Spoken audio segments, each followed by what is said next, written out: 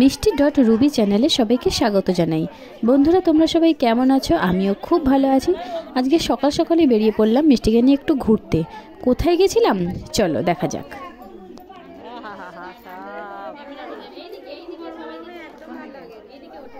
তোমরা দেখে চিনতে পারছো জায়গাটা কোথায়? না, সবার পক্ষে চেনা তো সম্ভব নয়, তবে এই হাওড়া জেলার শিবপুর অধিবাসী বৃন্দরা তারা চিনতে পারবে। এটা রামকৃষ্ণ স্কুল, রামকৃষ্ণ বালিকা বিদ্যালয়। এখানে আমারও উচ্চ মাধ্যমিকে সিট পড়েছিল, আমার ভাইয়েরও পড়েছে। আজকে ভাইয়ের পরীক্ষার লাস্ট দিন, ও উচ্চ মাধ্যমিক পরীক্ষা দিচ্ছে। তো আজকে কমার্সের কোনো একটা সাবজেক্টের লাস্ট পরীক্ষা ছিল, আর সবারই আজকে শেষ হয়ে গেছিলো। তাই ভাবলাম একটু আমরা গিয়ে সারপ্রাইজ দিই, কারণ আমরা ওই দিকেই ঘুরতে গেছিলাম। ওই স্কুলের আশেপাশে অনেকগুলো ঘোরার জায়গা আছে, তো সামনেই একদম একটা কালী মন্দির আছে। সেখানে সমস্ত গার্জেনরা দেখো ওয়েট করছে। সমস্ত গার্জেনদের কাছে গিয়ে দেখলাম কোথায় আমার মা কোথায় বসে আছে। তারপর দেখতে পেলাম হ্যাঁ, সামনেই তো মা বসে আছে। তাই আমরা ওখানে বসে একটু গল্প করছিলাম, আর মিষ্টিও একটু গান টান গাইছিল, রিলস করছিল।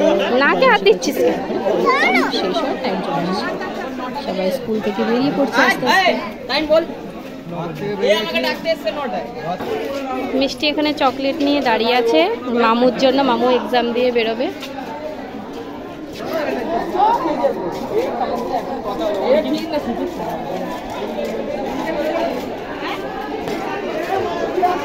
বেরিয়েছে সৌমু আর মামু। এই মামু ওই তো মাস্ক পরে আছে। হ্যাঁ, মাস্ক পরে আছে। চলে এই যে মামুকে দে।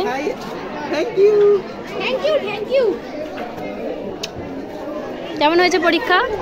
মাস্কটা তো খোল। কেউ মাস্ক পরে নেই, তোরা দুজনেই মাস্ক পরে আছিস। ভালো হয়েছে। এবার তাহলে কি করবি? পরীক্ষাটা হয়ে গেল। ক্যাডবেরি গিফট পেলাম।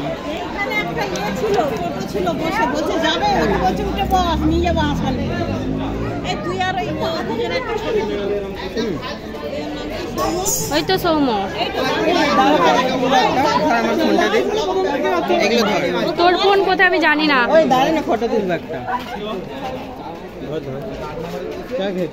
চলো এবার বাড়িতে যাবো। বাড়িতে গিয়ে একটু রেস্ট নিয়ে সন্ধ্যাবেলা আবার একটা অনুষ্ঠান বাড়ি আছে, এখানে নারায়ণ পুজো, সেখানে যাব। স্কুল থেকে বাড়ি গিয়েই আমরা স্নান টান করে খাওয়া দাওয়া করে একটু রেস্ট নিয়ে চলে এসেছি এক স্টুডেন্টের বাড়িতে নারায়ণ পুজো দেখতে। সেখানে রাতে খাওয়া দাওয়ার ব্যবস্থা ছিল। গিয়ে দেখলাম অনেকের সাথেই দেখা হলো, অনেক পুরনো গার্জেনরা যাদের সাথে অনেক বছর দেখা হয়নি। মিষ্টিও গেছিলো, ভাইও গেছিলো। এখানেই পুজো হচ্ছে, বাইরে একটা গান বাজনাও হচ্ছিলো। বেশ সুন্দর প্রোগ্রাম, আমরা ভালোই সন্ধ্যাটা কাটালাম। তারপরে এবার ছাদে যাব খাওয়া দাওয়া করতে। তো আজকের দিনটা এইভাবেই কেটে গেল। সেই সকাল থেকে আমি আর মিষ্টি বেরিয়েছিলাম, ভীষণ টায়ার্ড ছিলাম। তাহলে বন্ধুরা আজকের মতো টাটা, সবাই ভালো থেকো।